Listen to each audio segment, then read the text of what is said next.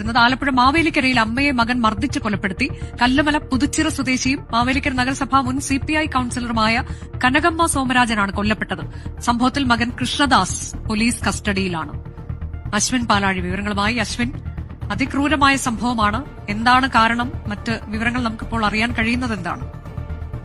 അനുജ, സാമ്പത്തിക തർക്കത്തെ തുടർന്നാണ് ഈ കൊലപാതകം എന്നുള്ളതാണ് പ്രാഥമികമായി പോലീസിന് മനസ്സിലാകുന്നത്. അമ്മയുമായി ഈ മകൻ കൃഷ്ണദാസ് ഏറെ നാളുകളായി തർക്കമുണ്ടായിരുന്നു എന്ന് നാട്ടുകാരടക്കം പറയുന്നുണ്ട്. മുൻപ് പലതവണ ഇതുമായി ബന്ധപ്പെട്ട് പോലീസിന് പരാതി ലഭിച്ചതുമാണ്. ഇതിന്റെ അടിസ്ഥാനത്തിൽ കസ്റ്റഡി എടുക്കുകയും ചെയ്തിരുന്നു. പിന്നീട് അതൊരു ഒത്തുതീർപ്പിന്റെ പാതയിലേക്ക് ഇയാളെ കസ്റ്റഡിയിൽ നിന്ന് വിട്ടു നൽകുകയാണ് ചെയ്തത്. ഇന്നലെ മദ്യപിച്ചെത്തി അമ്മ കനകമ്മയുമായി കൃഷ്ണദാസ് തർക്കത്തിലേർപ്പെട്ടു. ഈ തർക്കത്തിലേർപ്പെട്ടതിനിടെയാണ് ഈ കൊലപാതകത്തിലേക്ക് കാര്യങ്ങൾ പോകുന്നത്.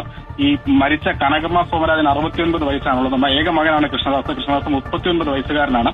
നിലവിൽ ഇയാളെ പോലീസ് കസ്റ്റഡിയിലെടുത്തിട്ടുണ്ട്. ഉടൻ തന്നെ അറസ്റ്റ് രേഖപ്പെടുത്തും എന്നുള്ളതാണ് പറയുന്നത്. ഒപ്പം മുൻകാലങ്ങളിൽ വീട്ടിലുണ്ടായ പ്രശ്നങ്ങളെക്കുറിച്ചും പോലീസ് ഒരു വിവരശേഖരണം നടത്തുന്നുണ്ട്. അനുജ, അതിക്രൂരമായ കൊലപാതകമാണ് മാവേലിക്കരയിലുണ്ടായത്. അമ്മയെ മകൻ മർദ്ദിച്ച് കൊലപ്പെടുത്തി. മാവേലിക്കര നഗരസഭ മുൻ സിപിഐ കൌൺസിലറായ കനകമ്മ സോമരാജൻ കൊല്ലപ്പെട്ടു.